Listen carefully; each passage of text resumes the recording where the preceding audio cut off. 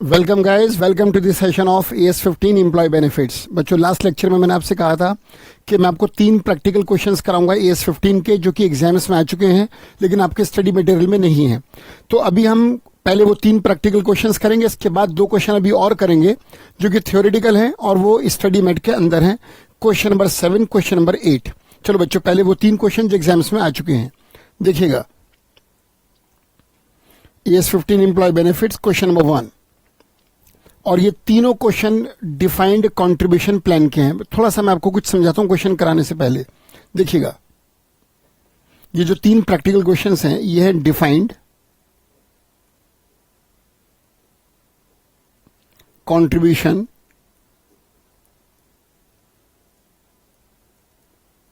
Plan, right.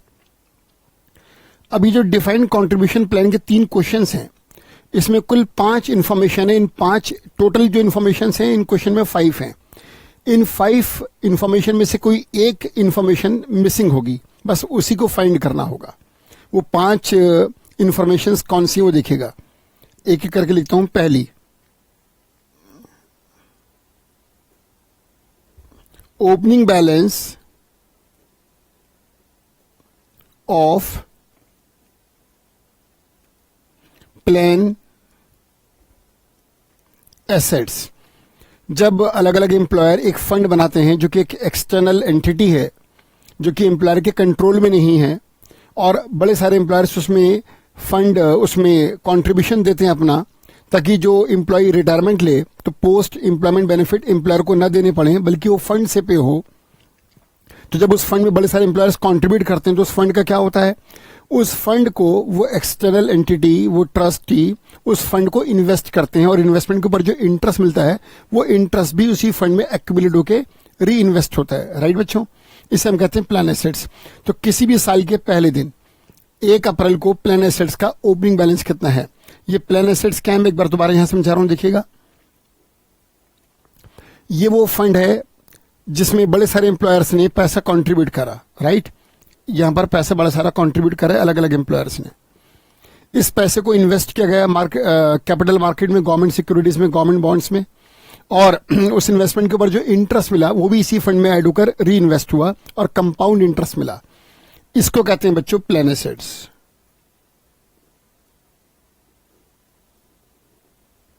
यही fund है और यही प्लान एसेट्स है जो इन्वेस्ट होके एक्यूमुलेट हो रहा है, और इसी में से एम्प्लॉयज को पोस्ट एम्प्लॉयमेंट बेनिफिट्स मिलेंगे। हमें ओपनिंग बैलेंस दे रखा होगा साल के पहले दिन का प्लान एसेट्स का। नंबर 2, क्या दे रखा होगा क्या नहीं हो, तो कोई एक इंफॉर्मेशन मिसिंग होगी। ये 5 हमें चाहिए। Closing balance of plan assets, right. Opening closing 1 अप्रैल और 31 मार्च। इसके बाद नंबर 3, किसी भी एक पर्टिकुलर एम्प्लॉयर का जिसका क्वेश्चन हमें गिवन होगा उसका कंट्रीब्यूशन कितना रहा पूरे साल में। एम्प्लॉयर्स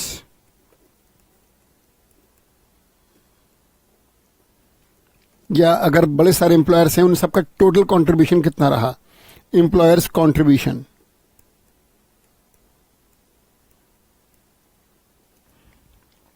तो प्लान एसेट्स का ओपनिंग बैलेंस कितना था, प्लान एसेट्स का साल के आखिर में क्लोजिंग बैलेंस कितना है, और पूरे साल में एम्प्लॉयर्स का टोटल कंट्रीब्यूशन कितना रहा। इसके बाद नंबर 4, पूरे साल में एम्प्लॉयज को पोस्ट एम्प्लॉयमेंट बेनिफिट्स कितने दिए गए। Benefits, payments,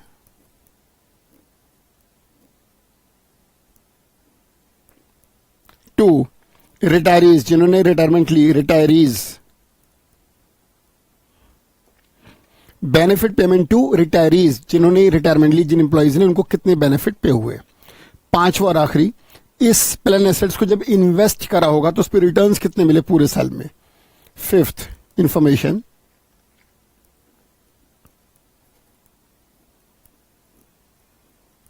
actual returns. तो 5 इंफॉर्मेशन हमें चाहिए। Opening balance of plan assets, closing balance of plan assets, actual return, employers contribution to funds और टू प्लान एसेट्स, और 5th है कॉम्पेंसेशन या post employment benefits paid to retirees, plan assets का opening balance, plan assets का closing balance, employers contribution, payment to retirees और actual return on investment. ये 5 में से कोई एक मिसिंग होगा, वही फाइंड करना होगा। और इन क्वेश्चन में हम रिवर्स चलेंगे, उल्टा चलेंगे। क्वेश्चन 1 करते हैं बच्चों। Question 1, Rolta limited reports the following information regarding pension plan assets. यहां पर जो प्लान एसेट्स है वो पेंशन के लिए हैं। इंफॉर्मेशन क्या है? Fair market value of pension plan assets as on 1 April 2018 6 lakh. ये करंट ईयर यहां पर 18-19 है और ये साल के पहले दिन का प्लान एसेट्स का फेयर वैल्यू है 6 lakh. Fair market value of pension plan assets as on 31 March 2019, साल के आखिर में प्लान एसेट्स का जो क्लोजिंग बैलेंस है वो 9 लाख रुपए का है फेयर मार्केट वैल्यू। और जो एक्चुअल रिटर्न मिला है इन्वेस्टमेंट के ऊपर वो 1,95,000 है। और जो रिटायरीज को पेमेंट हुई है, जो रिटायरीज को पोस्ट एम्प्लॉयमेंट बेनिफिट से पे किए गए हैं, बेनिफिट पेमेंट टू रिटायरीज बच्चों, वो 1,50,000 है। अब देखिए 5 इंफॉर्मेशन होनी चाहिए, सिर्फ 4 हैं, कोई एक मिसिंग है। बताइए कौन सी मिसिंग है? आराम से आपको दिख रहा होगा, employers contribution to fund missing है। पूरे साल में इंप्लॉयर्स ने कितना कंट्रीब्यूट करा फंड के अंदर, ये नहीं दे रखा, आपको यही निकालना होगा। और आप रिवर्स चलिएगा, आप पहले दिन से आखिरी दिन पे नहीं, आखिरी दिन से पहले दिन पे जाइए। आप from last day to first day जाइए। जब आप रिवर्स चलेंगे तो उल्टा आपको रिवर्स करना होगा। पूरे साल में जो चीजें प्लस हुई उनको माइनस कर दो, जो माइनस हुई उनको प्लस कर दो, फिर ओपनिंग भी माइनस कर दो, तो डिफरेंस से आंसर आ जाएगा। फॉर एग्जाम्पल देखिए क्वेश्चन में लिखा हुआ है, calculate the employers contribution to the pension plan assets during the year 2018-19 as per AS 15। पूरे साल में एम्प्लॉयर्स का कंट्रीब्यूशन कितना रहा। चलिए हम रिवर्स चलेंगे। हम साल के पहले दिन से आखिरी दिन पर नहीं आएंगे, बल्कि हम 31 मार्च से 1 अप्रैल में आएंगे। क्लोजिंग उल्टा चलेंगे, क्लोजिंग से ओपनिंग की तरफ। सबसे पहले आप लिखिए fair market value, ink change कर लेते हैं। हाँ जी बच्चों,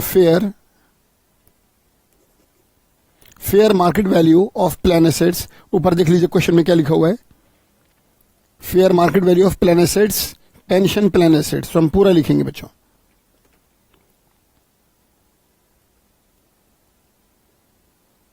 fair market value of pension plan assets, pension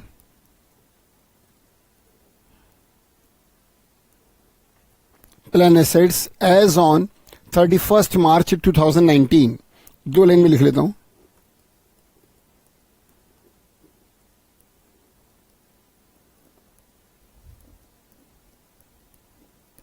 हाँ जी देखिए क्वेश्चन में fair market value plan assets का, पेंशन प्लान एसेट्स का कितना है साल के आखिर में 31 मार्च 2019 को बच्चों? ये है 9 लाख रुपए, 9 लाख। ये क्वेश्चन आपके बुक में नहीं है, ये एग्जाम्स के क्वेश्चन हैं। अब रिवर्स चलिए, ये बताइए कि जो बेनिफिट दिए गए हैं, क्वेश्चन में क्या कहता है ऊपर देखिए दोबारा, एक्चुअल रिटर्न, पूरे साल में जो इन्वेस्टमेंट के ऊपर रिटर्न्स मिले होंगे वो इस फंड में ऐड हुए होंगे। इन्वेस्टमेंट से जो रिटर्न्स मिले हैं वो रिटर्न्स आकर इस एसेट्स में प्लस हुए होंगे, तो आप माइनस कर दीजिए, क्योंकि आप उल्टा चल रहे हैं, रिवर्स चल रहे हैं आप। तो लेस कीजिए एक्चुअल रिटर्न,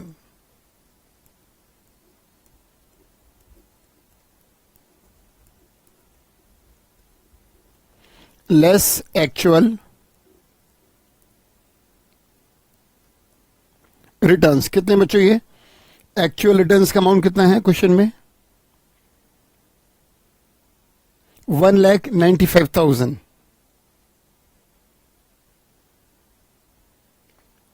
एक 1,95,000। क्यों माइनस करा? क्योंकि ये प्लस हुआ था इसलिए माइनस करा। हम रिवर्स चल रहे हैं, लेस कर दीजिए।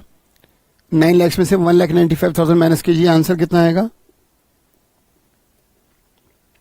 7,05,000। इसके बाद क्वेश्चन में दे रखा है benefit payment to retirees, retirement पे जो एम्प्लॉय को बेनिफिट पे करा, पे करने से पैसा गया होगा, तो आप प्लस कर दीजिए, ऐड।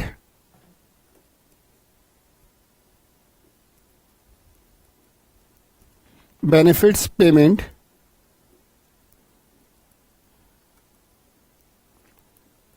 टू रिटायरीज, दोबारा लिखता हूं उसको मैं, एक लाइन छोड़कर लिखना था बच्चों।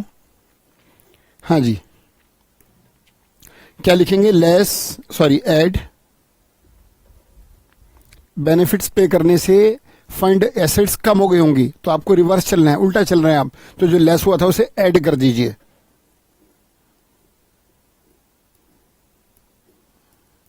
बेनिफिट्स पेमेंट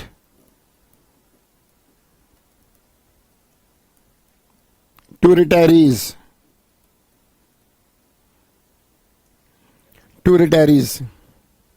हाँ जी बच्चों, कितना जरा देखिएगा, ये स्पेलिंग ठीक कर लेते हैं। रिटायरीज 1,50,000 है ये 1,50,000 ऐड कर दीजिए। ऐड करके आएगा 8,55,000, राइट। अब बताओ बच्चों, हम बिल्कुल उल्टे चले, जो प्लस था उसे माइनस करा, जो माइनस था उसे प्लस करा। अब इसमें से ओपनिंग बैलेंस को भी माइनस कर दीजिए, डिफरेंस आंसर आ जाएगा। 8,55,000 तो तब है जबकि इसमें ओपनिंग बैलेंस प्लान एसेट्स का जुड़ा हुआ है, वो हटाइए तो पता चलेगा कि जो अभी भी एक्स्ट्रा है वो एम्प्लॉयर्स ने कंट्रीब्यूट करा होगा। इसमें से लेस कर दीजिए बच्चों। ये तो आप मानते हैं ना कि क्लोजिंग बैलेंस में हमेशा ओपनिंग बैलेंस भी होता है, तो जब तक आप ओपनिंग को नहीं हटाएंगे क्लोजिंग में से, तब तक कैसे पता चलेगा कि एम्प्लॉयर्स ने कितना कंट्रीब्यूट करा। Less opening less fair market value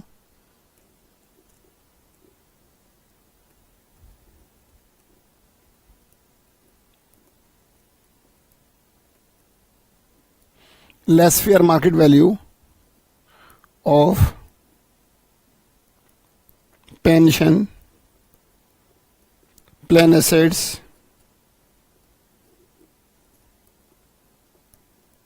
as on 1st April 2018, साल का पहला दिन। और बच्चों इस दिन का बैलेंस दे रखा है आपको क्वेश्चन में 6 लाख रुपए। लेस कर दीजिए, बचेगा 2,55,000। और ये जो डिफरेंस है बेसिकली ये इस साल कंट्रीब्यूट करा था एम्प्लॉयर्स ने। हमने फाइंड कर लिया कि एम्प्लॉयर्स कंट्रीब्यूशन जो है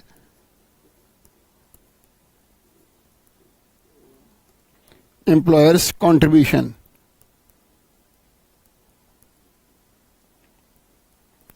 ड्यूरिंग 2018-19 वो 2,55,000 का है। बच्चों क्वेश्चन नंबर 1 सॉल्व हो गया। Employers contribution during 2018-19 is 2,55,000, right. अब इसी पर बेस्ड आगे के 2 क्वेश्चन भी हैं, तो क्वेश्चन नंबर 2 पर आ जाइए। Gangotri limited reports of funny information regarding pension plan. Fair market value of plan assets as on 31 March 2019, ये आखिरी दिन है, ये क्लोजिंग बैलेंस है 17 लाख रुपए का। Fair market value of plan assets as on 1 April 2018, ये ओपनिंग बैलेंस है 16 लाख रुपए। आपको रिवर्स चलना है। इस बार बेनिफिट पेमेंट टू रिटायरीज दे रखा है 1,80,000। और एम्प्लॉयर्स कंट्रीब्यूशन जो क्वेश्चन 1 में मालूम करना था, पता लगाना था, वो इस बार क्वेश्चन में गिवन है।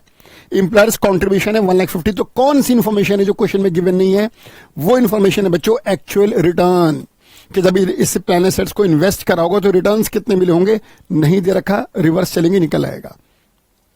देखिए नीचे कह रहे हैं कैलकुलेट द एक्चुअल रिटर्न, यही तो मालूम करना है आपको on plan assets as per AS 15। बिल्कुल उसी पैटर्न पे क्वेश्चन को सॉल्व कर दीजिए। लिखिएगा fair market value of plan assets as on 31 March 2019, पहले closing balance.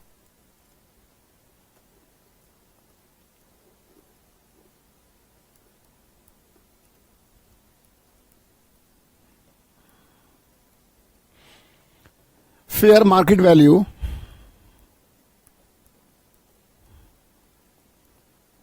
of plan assets as on 31st March 2019, right. कितना बच्चों? यह है 51 lakh. 20,000, 51 lakh 20,000 less.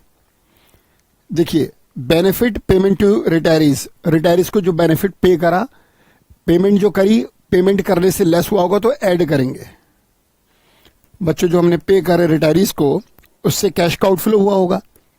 Plan assets में से रिटायरमेंट पर पोस्ट एम्प्लॉयमेंट बेनिफिट जब पे करा होगा तो प्लान एसेट्स कम हो गई होंगी, लेस करा होगा, तो हम उल्टा चल रहे हैं, ऐड करेंगे, रिवर्स चल रहे हैं हम। Add benefits payment, benefits payments to retirees.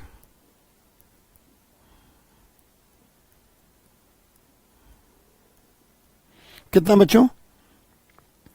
Question में कितना गिवन है? 1,80,000।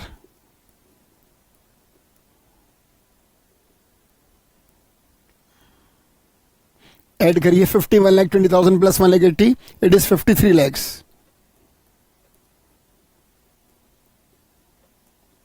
राइट। इसके बाद क्वेश्चन में क्या गिवन है देखिएगा बच्चों, इसके बाद क्वेश्चन में गिवन है एम्प्लॉयर्स कॉन्ट्रीब्यूशन। पूरे साल में जो एम्प्लॉयर्स ने कंट्रीब्यूट करा, एम्प्लॉयर्स के कंट्रीब्यूशन से, फर्दर कंट्रीब्यूशन से प्लान एसेट्स बड़ी होंगी, ऐड हुआ होगा, आप लेस कर दीजिए। लेस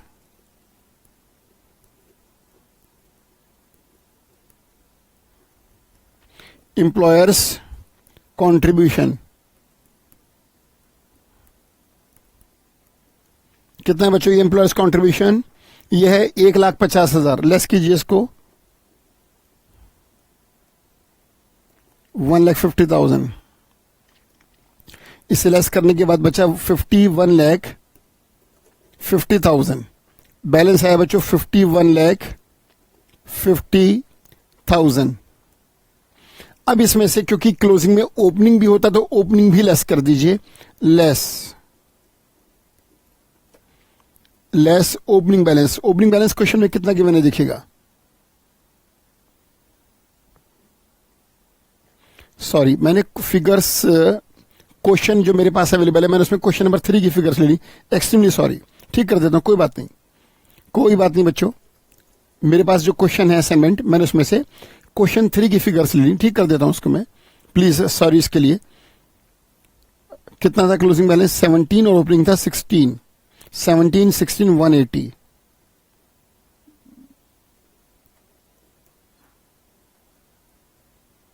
$17 टोटल चेंज होकर आ जाएगा 1880। 18,80,000। 150 लेस करेंगे, 150 लेस होगा एम्प्लॉयर्स कॉन्ट्रीब्यूशन बच्चों, 1,50,000। इसे लेस कर आएगा 16,30,000।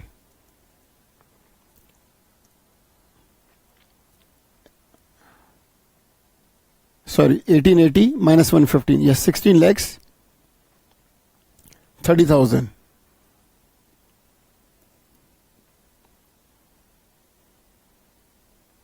सेवनटीन में हमने 180 प्लस करा था, तो ये था 18,80,000। इसमें से माइनस करा 150, तो it will be 1730।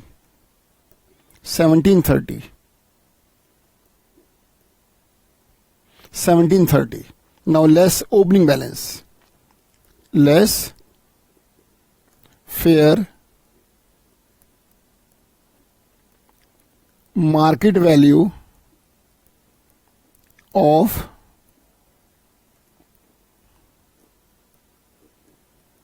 plan assets as on 1st April 2018। बच्चों ओपनिंग बैलेंस कितना गिवन है? ओपनिंग बैलेंस गिवन है 16 लाख। क्वेश्चन में देखिएगा 16 लाख ओपनिंग बैलेंस है, लेस करिए, आंसर इज 30,000। अभी जो 1,30,000 बच रहा है, बेसिकली यही वो अमाउंट होगा रिटर्न्स का, इंटरेस्ट का, जो पूरे साल में इन प्लान एसेट्स के इन्वेस्टमेंट से मिला होगा। This is called actual returns during 2018-19। Current year में इतना रिटर्न्स मिला इन प्लान एसेट्स के ऊपर। क्वेश्चन नंबर 3 पर आ जाइए, सेम क्वेश्चन है। From the following information calculate the actual return on pension plan assets. Right, बिल्कुल इसी पैटर्न में कर दीजिए। सबसे पहले क्लोजिंग बैलेंस, तो फेयर मार्केट वैल्यू,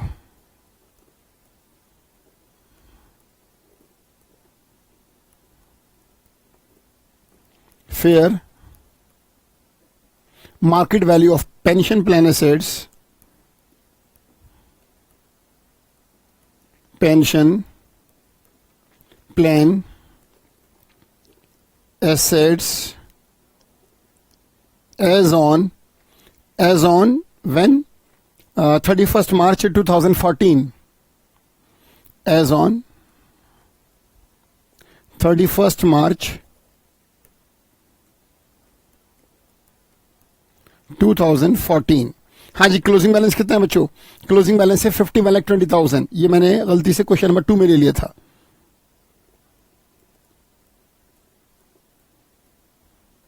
51,20,000। राइट, अब जरा देखो इसके बाद क्वेश्चन में क्या गिवन है। एम्प्लॉयर्स कॉन्ट्रीब्यूशन, एम्प्लॉयर्स ने जो कॉन्ट्रीब्यूट करा, इससे फंड, इससे प्लान एसेट्स बड़ी होंगी, लेस कर दीजिए। रिवर्स चल रहे बच्चों हम, less.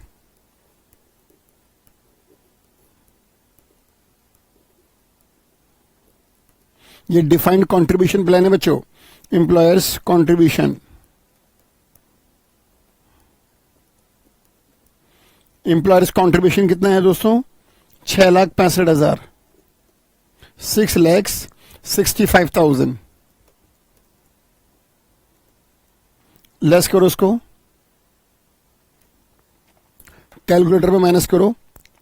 51,20,000 minus 6,65,000, it is 44,55,000, 44,55,000। Right, इसके बाद देखिएगा, इसके बाद है बेनिफिट पेड टू रिटायरी 7,60,000। जो बेनिफिट पे करा प्लान एसेट से, जो रिटायरीज को बेनिफिट पे करा, इससे प्लान एसेट्स कम हो गई होंगी। आप रिवर्स चल रहे हैं तो दोबारा से प्लस कर दीजिए, add.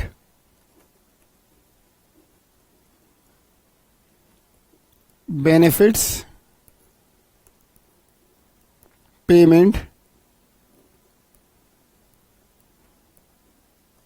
Benefit payment to retirees. हाँ जी बच्चों, कितना पे करा? 7,60,000, 7,60,000।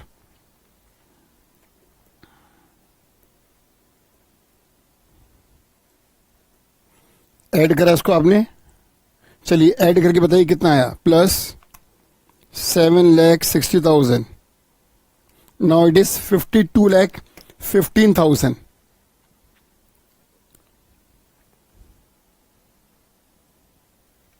$52,15,000, right? Yes.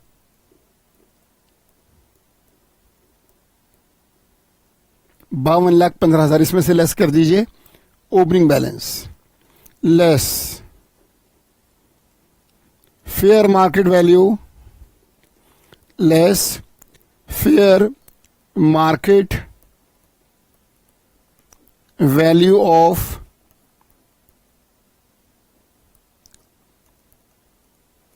Pension plan assets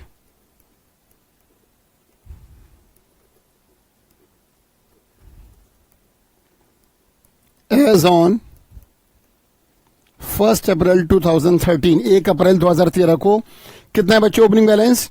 वह है 45 लाख, 45 lakhs। माइनस करिए please, answer is 7,15,000, 7,15,000। And this is called actual returns during 2013-14, तीनों practical question solve. Now come to theoretical questions जो कि स्टडी मैट में गिवन है। बच्चों स्टडी मैट में 2 क्वेश्चन है थ्योरी के, वो दोनों सॉल्व करेंगे इसी सेशन में। क्वेश्चन नंबर 7, हम 6 क्वेश्चन पहले 2 एएस में कर चुके हैं बच्चों। पहले 3 क्वेश्चन हमने एएस 11 में करे थे, क्वेश्चन नंबर 1, 2, 3, फिर 4, 5, 6 हमने एएस 12 में करे थे। अब एएस 13 और 14 तो आपके सिलेबस में है नहीं, क्वेश्चन फिर एएस 15 है, 11, 12 के बाद तो 15 में क्वेश्चन नंबर 7 और 8, 9 से क्वेश्चन नंबर 9 से एएस 16 में शुरू होंगे। चलिए क्वेश्चन नंबर 7 देखिएगा, थ्योरेटिकल क्वेश्चन है और इस सब मैं आपको पढ़ा चुका हूं। Zero bank has followed the policies for retirement benefits as under. Bank का नाम जीरो है, जीरो बैंक ने अकाउंटिंग पॉलिसीज फॉलो करी रिटायरमेंट बेनिफिट्स को लेकर। क्या फॉलो करी देखिएगा। ए, कंट्रीब्यूशन करा उसने पेंशन फंड में। ये जीरो बैंक की अकाउंटिंग पॉलिसीज हैं जो उसने रिटायरमेंट बेनिफिट को लेकर कही हैं अपने एम्प्लॉइज के लिए।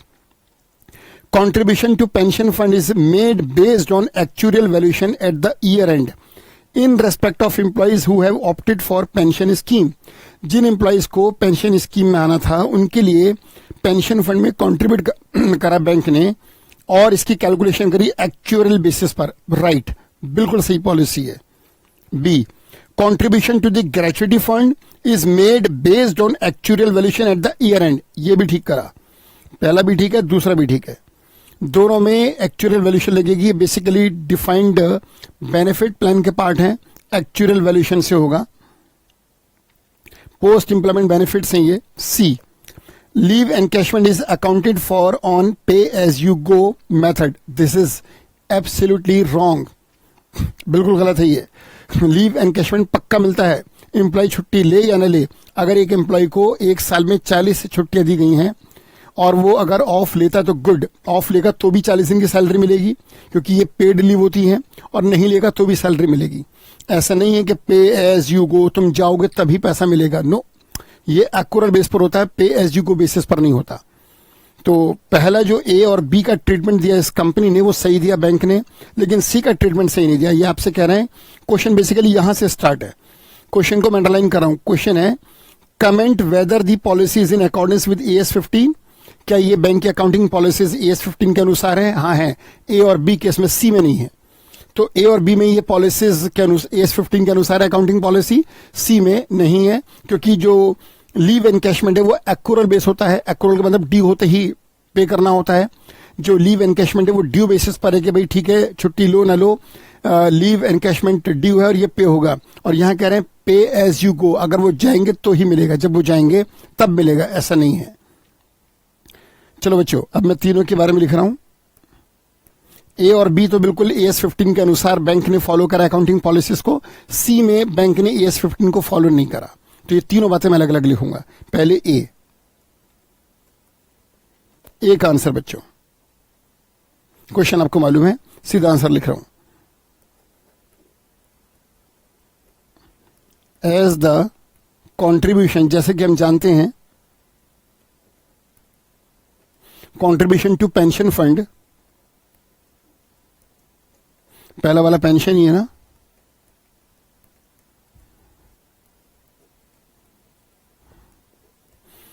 As the contribution to pension fund, जैसे कि इन्होंने पेंशन फंड में कंट्रीब्यूट करा है और वो एक्चुअल वैल्यूएशन के बेसिस पे करा है, is made on the basis of actual valuation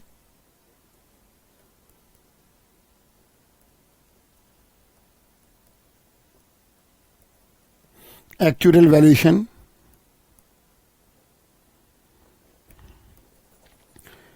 actuarial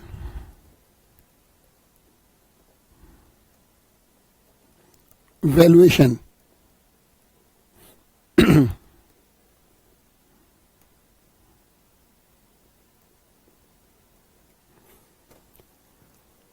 Therefore, the accounting policy is in accordance with the AS 15 as the contribution to pension fund is made on the basis of actual valuation. जैसे कि pension fund में bank ने contribute करा है actual valuation के आधार पर, तो इसलिए यहां पर ये माना जाएगा कि AS 15 को फॉलो किया गया है। Therefore,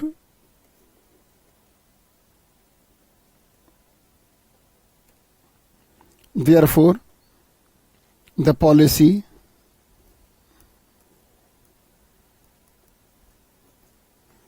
adopted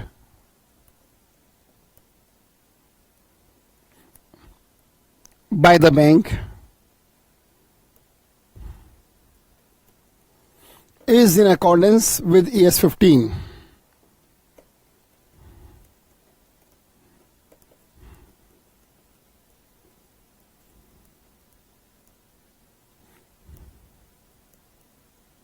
Is in accordance with AS 15. ये जो मैंने लिखा एक आंसर, यही बी का भी आंसर है, बस पेंशन की जगह ग्रेचुइटी आ जाएगा. B, as the contribution to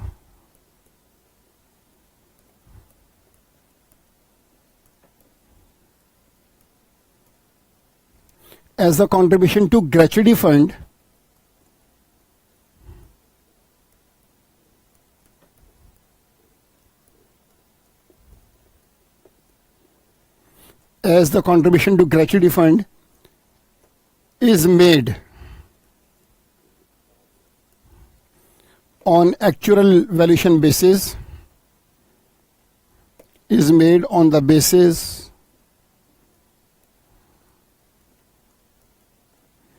of actuarial valuation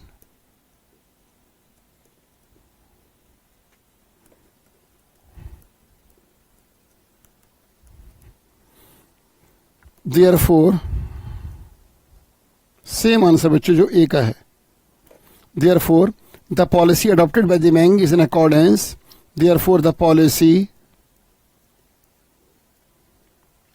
adopted by the bank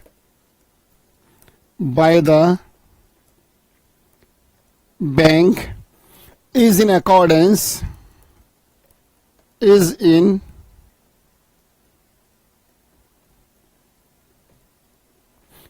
accordance with AS 15. With AS 15.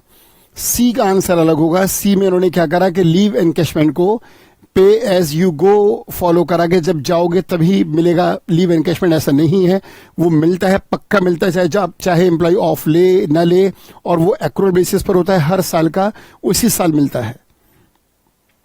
C, as regards leave encashment, जहां तक लीव एनकैशमेंट की बात है, एज रिगार्ड्स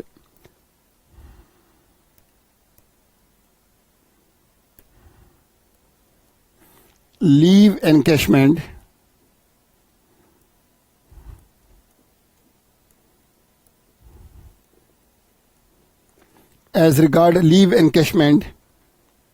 जिसको कि उन्होंने पे एज यू गो पर लिया है, विच इज अकाउंटेड फॉर, जिसकी उन्होंने अकाउंटिंग कैसे करी है, विच इज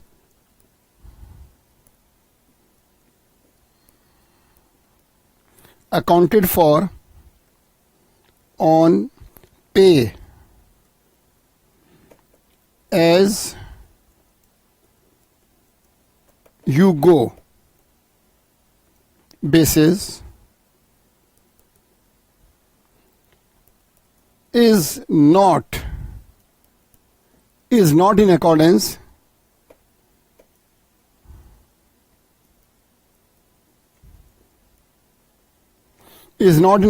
with AS 15. ये AS 15 के अनुसार नहीं है, because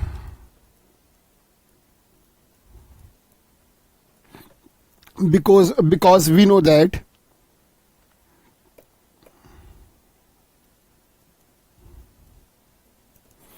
क्योंकि हम जानते हैं कि because we know that the leave encashment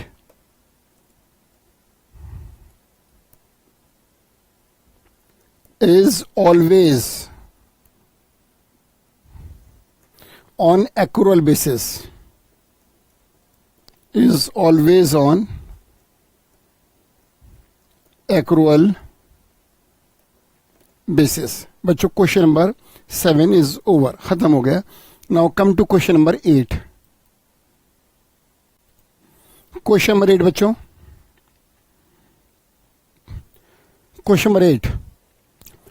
In the context of relevant accounting standard, give your comment on the following matter for the financial year ending 31st March 2012. Increase in pension. देखिए पहले first paragraph का meaning समझाता हूं. In the context of relevant accounting standard, ये जो relevant accounting standard है जो हमने पढ़ा AS 15, उसके अनुसार उसके कॉन्टेक्स्ट में आपको बात करनी है. गिव योर कमेंट, अपना कमेंट दीजिए आप on the following matter for the financial year ending 31 मार्च 2012.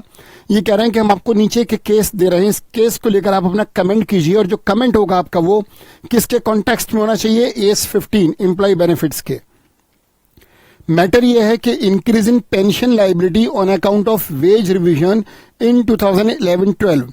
ये कह रहे हैं कि जब हमने 2011-12 में वेज का रिवीजन, मजदूरी को रिवाइज करा, वेज रिवीजन करा, तो जो पेंशन लाइबिलिटी थी उसमें इंक्रीमेंट आ गया. अब इन्होंने क्या करा होगा कि पोस्ट एम्प्लॉयमेंट बेनिफिट है पेंशन. पेंशन किस में आता है बच्चों? Post employment benefit. इसके लिए उन्होंने एक कंट्रीब्यूशन प्लान बनाया होगा या डिफाइंड बेनिफिट प्लान बनाया होगा, और जो डिफाइंड बेनिफिट प्लान था उसमें जो लाइबिलिटी इन्होंने डिजाइन करी थी वो अचानक बढ़ गई. क्यों? क्योंकि वेज रिवीजन हुआ है 11-12 में. तो ये कह रहे हैं कि ये जो पेंशन लाइबिलिटी हमारी बढ़ गई, is being provided for in 5 installments commencing from that year. तो इसको हम एक साल में रिकॉग्नाइज नहीं करेंगे. जिस साल ये पता चला कि पेंशन लाइबिलिटी बढ़ गई, इसको हम अगले 5 साल से डिवाइड करके 5 साल में स्प्रेड ओवर करेंगे. The remaining liability of ₹300 lakh increase in pension liability on account of wage revision in 2011-12 is being provided for in 5 installments. ठीक है भाई. तो जो वेज रिवीजन से पेंशन लाइबिलिटी बढ़ी, इसको ये 5 साल में स्प्रेड ओवर करेंगे. उसके आगे लिखते हैं कमेंसिंग फ्रॉम दैट ईयर, और ये 11-12 से अगले 5 साल तक अमोर्टाइज होगा, अगले 5 साल तक ये स्प्रेड ओवर होगा. इसके अलावा द रिमेनिंग लाइबिलिटी, और भी कोई बची हुई लाइबिलिटी है 300 लाख की, एज रीडिटरमाइंड, उसको भी रीडिटरमाइन किया गया इन एक्चुअल वैल्यूएशन में, and will be provided for in the next 2 years, और ये अगले 2 साल में प्रोवाइड की जाएगी.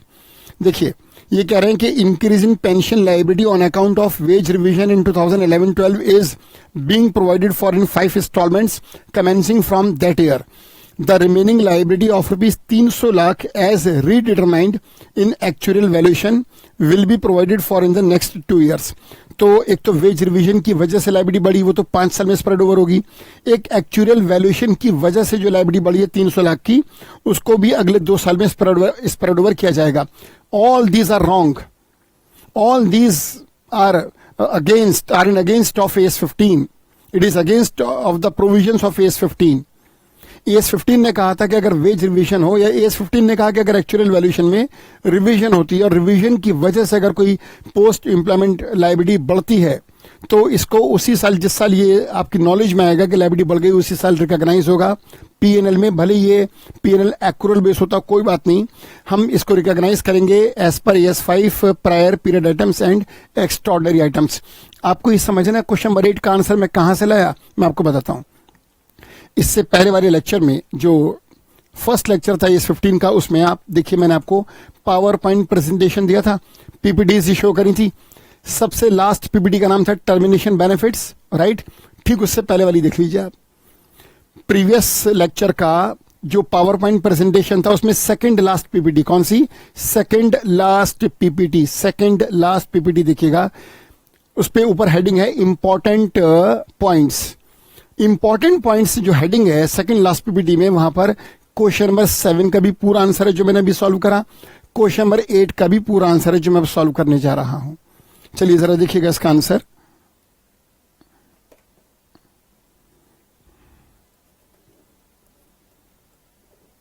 एज पर AS 15,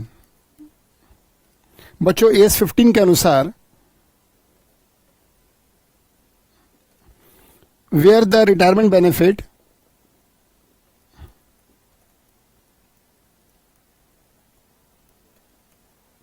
मैं यही लिखने वाला हूं कि अगर रिटायरमेंट बेनिफिट को लेकर लायबिलिटी बढ़ती है तो उसको रिकॉग्नाइज किया जाएगा उसी साल PNL में, और AS 5 हम फॉलो करेंगे. Where retirement benefit scheme is amended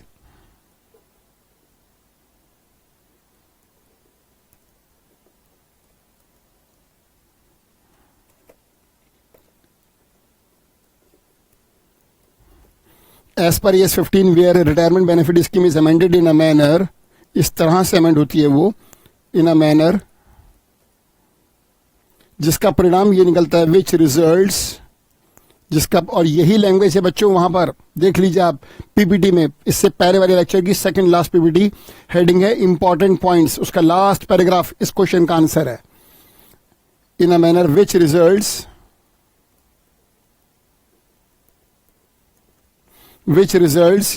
in additional benefits, जिससे हमें एम्प्लॉय को और एडिशनल बेनिफिट देने पड़ सकते हैं। In additional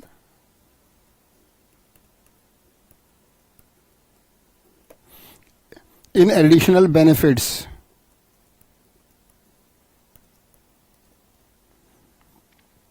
being provided to employees, किसको प्रोवाइड करने पड़ते हैं हमें? वो एम्प्लॉइज को।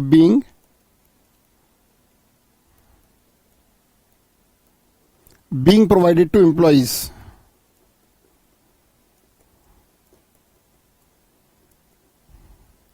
राइट बच्चों। तो ये कहते हैं कि अगर ES 15 का अगर हम बात करें तो ES 15 कहता है कि अगर रिटायरमेंट बेनिफिट को अमेंड किया जाता है, रिटायरमेंट बेनिफिट स्कीम को अमेंड करने से अगर लायबिलिटी बढ़ जाती है और उसका परिणाम ये निकलता है कि हमें एडिशनल बेनिफिट प्रोवाइड करने पड़ सकते हैं एम्प्लॉइज को, तो क्या होगा? तो हम ES 5 फॉलो करेंगे और उसी साल P&L में रिकॉग्नाइज करेंगे। The cost of additional benefit, इस केस में क्या होगा? जो भी लागत आएगी, the cost of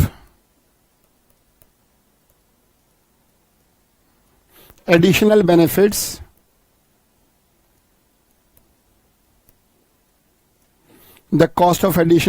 it should be taken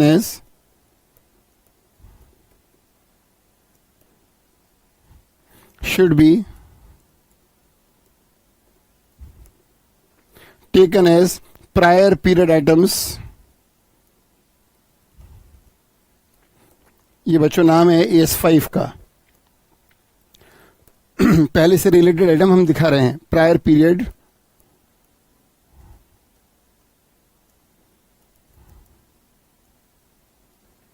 and extraordinary items, prior period items and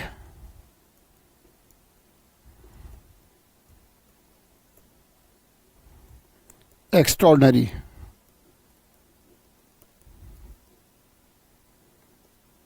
items, right बच्चों, as per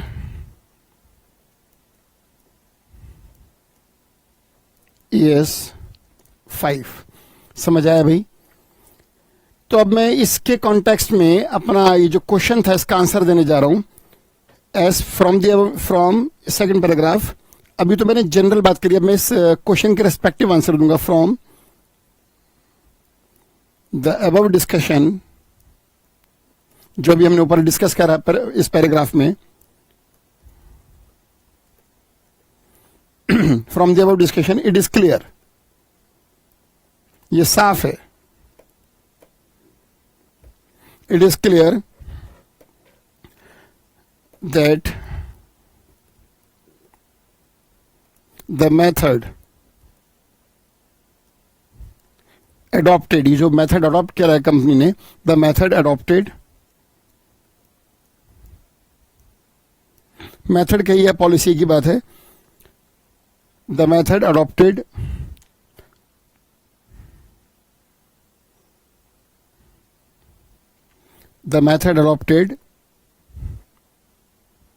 for accounting,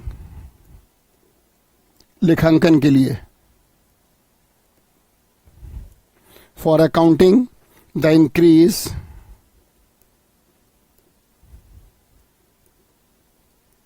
in liability or in pension liability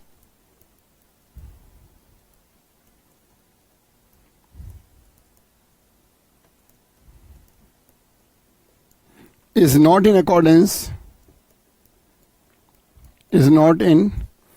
accordance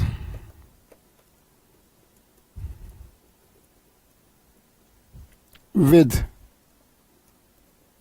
ES 15। From the above discussion it is clear, ऊपर वाले discussion से बिल्कुल साफ हो चुका है कि जो मेथड अडॉप्ट करा इस कंपनी ने इंक्रीज इन पेंशन लायबिलिटी को आपका अकाउंटिंग के लिए वो बिल्कुल भी AS 15 के अनुसार नहीं है। जो भी इंक्रीज इन पेंशन लाइबिलिटी है वो जिस साल भी इंक्रीज हुई है, जो भी उस साल कॉस्ट एडिशनल कॉस्ट इनकर हुई है उसी साल पीएनएल में रिकॉग्नाइज की जाए और AS 5 prior period items and extraordinary item को फॉलो किया जाए उस साल के पीएनएल में, इसको स्प्रेड ओवर ना किया जाए। राइट, तो ये जो ऊपर था एक क्वेश्चन, ये जो अकाउंटिंग पॉलिसी अडॉप्ट की है कंपनी ने, this is not in accordance with AS 15। Right बच्चों, क्वेश्चन नंबर 7 और 8 का आंसर प्रीवियस लेक्चर के पावर पॉइंट प्रेजेंटेशन के सेकंड लास्ट पीपीटी के अंदर है।